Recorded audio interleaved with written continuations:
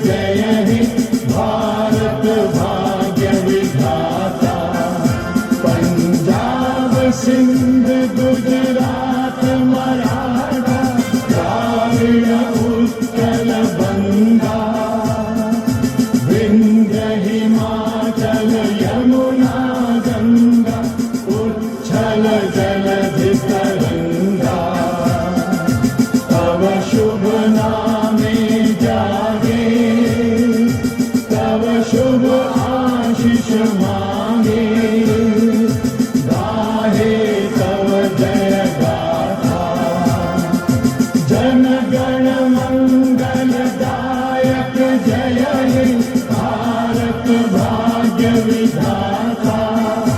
जय हे जय हे जय हे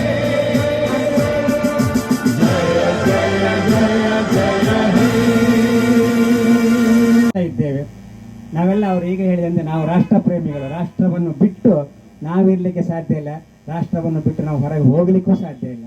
ಇಂಥ ಅದ್ಭುತವಾದ ಶಕ್ತಿಯುಳ್ಳ ಈ ಭಾರತ ಮಾತೆಯ ಮಡಿಲಲ್ಲಿ ನಾವೆಲ್ಲ ಮಕ್ಕಳಾಗಿ ಬೆಳೆದಿದ್ದೇವೆ, ಬೆಳೀತಾನೂ ಇದ್ದೇವೆ. ನಮಗೊಂದು ಸುವರ್ಣ ಅವಕಾಶ. ಪ್ರಾಯಶಃ ಇಂಥ ಕಾರ್ಯಕ್ರಮ ಆಸುಪಾಸಲ್ಲಿ ಎಲ್ಲಿ ನಡೆದದ್ದಿಲ್ಲ ಅಂತ ನಾನು ಭಾವಿಸ್ತೇನೆ. ವರ್ಷ ಪೂರ್ತಿ ಜನಗಣಮನ ರಾಷ್ಟ್ರಧ್ವಜಕ್ಕೆ ನಮನವನ್ನು ಸಲ್ಲಿಸುವಂಥ ಒಂದು ಕಾರ್ಯಕ್ರಮ. ಯಾರಿಗೂ ಪ್ರಚಾರವನ್ನು ಇವರು ಬಯಸಲಿಲ್ಲ, ಎಲ್ಲಿ ಪ್ರಚಾರವನ್ನು ಹೇಳಲಿಲ್ಲ. ನಾವೆಲ್ಲ ರಾಷ್ಟ್ರ ಪ್ರೇಮಿಗಳನ್ನು ಆತ್ಮದಲ್ಲಿ ಇಟ್ಟುಕೊಂಡು ತನ್ನವರೆಲ್ಲ ಸ್ನೇಹಿತರನ್ನು ಸೇರಿಸಿಕೊಂಡು ನಿರಂತರ ಇಂಥ ಒಂದು ಕಾರ್ಯಕ್ರಮ ಯಜ್ಞವೇ ಇದೆ ನಿಜವಾಗಲು. ಇಂಥ ರಾಷ್ಟ್ರ ಪ್ರೇಮದ ಒಂದು ಮಹಾನ್ ಯಜ್ಞದಲ್ಲಿ ಭಾಗವಹಿಸುವ ಒಂದು ಸುವರ್ಣ ಅವಕಾಶ ನಮಗೆಲ್ಲ ದೇವರು ಕಲ್ಪಿಸಿಕೊಟ್ಟಿದ್ದಾರೆ. ಅದಕ್ಕೆ ಕಾರಣಕರ್ತರಾದ ದಿನಕರ ಪ್ರಭುಗಳು, ಹೀಗೆ ಆಚಾರ್ಯರು, ಅವರು ಈಗಾಗಲೇ ಹೇಳಿದಂಥ ಎಲ್ಲ ಸಹ ಸಂಸ್ಥೆಗಳು, ಸಾಕಷ್ಟು ಸಂಸ್ಥೆಗಳೊಂದಿಗೆ ಸೇರಿಕೊಂಡು ಅವರು ಮಾಡ್ತಾ ಇದ್ದಾರೆ. ಆ ಎಲ್ಲ ಸಂಸ್ಥೆಗಳಿಗೆ ವಿಶೇಷವಾದ ಗೌರವ ಹಾಗೂ ಪ್ರೀತಿ ಆಧಾರಗಳನ್ನು ನಾವು ಸಲ್ಲಿಸಬೇಕಾಗಿದೆ. ಈ ಒಂದು ವಿಶೇಷ ಕಾರ್ಯಕ್ರಮದಲ್ಲಿ ಭಾಗವಹಿಸುವಂಥ ಸುವರ್ಣ ಅವಕಾಶವನ್ನು ಆ ಶ್ರೀದೇವರು ನಮಗೆಲ್ಲ ಅನುಗ್ರಹಿಸಿದಾನಂತಾದರೆ ನಾವೆಲ್ಲ ಪುಣ್ಯಾತ್ಮರಂತ ಭಾವಿಸಬೇಕು. ರಾಷ್ಟ್ರ ಧ್ವಜಕ್ಕೆ ಗೌರವವನ್ನು ಇನ್ನೊಬ್ರು ಹೇಳಿ ಕೇಳಿ ನಾವು ಸಲ್ಲಿಸುವುದಲ್ಲ. ಪ್ರತಿ ಹರದಿನ ಜನಗಣಮನ ಪ್ರತಿಯೊಬ್ಬರು ನಾವು ನಮ್ಮ ಮನೆಯಲ್ಲಿ ಕೂಡ ಈ ಕೆಲಸವನ್ನು ಮಾಡಬಹುದು.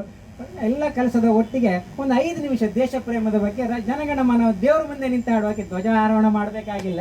ದೇವ್ರ ಮುಂದೆ ನಿಂತು ಕೂಡ ಇದು ರಾಷ್ಟ್ರಗೀತೆ ನಾಡಿ ದೇವರಿಗೆ ಅಡ್ಡ ಬಿದ್ದರೆ ಅದರಲ್ಲಿ ಕೂಡ ರಾಷ್ಟ್ರಕ್ಕೆ ನಾವು ಗೌರವ ಕೊಟ್ಟಾಗ್ತದೆ.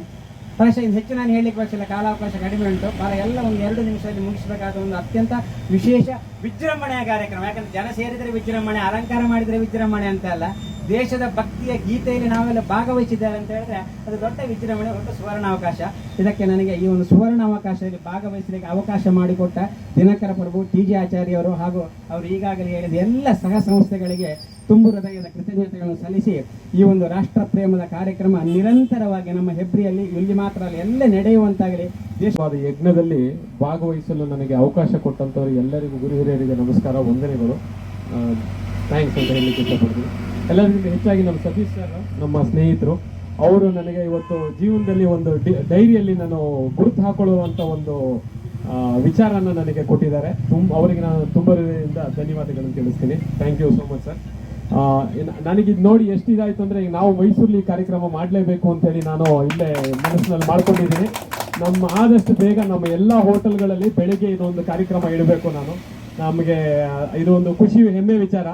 ನಾವು ಯಾವ ರೀತಿ ದೇವರನ್ನ ಬೇಡ್ಕೊಂತೀವಿ, ದೇವ್ರಿಗೆ ನಮಸ್ಕಾರ ಮಾಡ್ತೀವಿ, ಅದೇ ರೀತಿ ಬೆಳಗ್ಗೆ ಎದ್ದು ನಮ್ಮ ದೇಶಕ್ಕೆ, ನಮ್ಮ ರಾಷ್ಟ್ರ ಧ್ವಜಕ್ಕೆ ನಾವು ನಮಸ್ಕಾರ ಮಾಡಬೇಕು. ನಾನು ಇದು ಕಲ್ತ್ಕೊಂಡಂಥ ಪಾಠ. ನಾನು ಇದನ್ನ ನನ್ನ ಕೈಲಿ ಎಷ್ಟಾಗುತ್ತೆ ಅಷ್ಟು ನಾನು ಇನ್ನು ಮುಂದಿನ ಜನಕ್ಕೆ ತಲುಪಿಸೋ ಪ್ರಯತ್ನ ನಾನು ಮಾಡ್ತೇನೆ.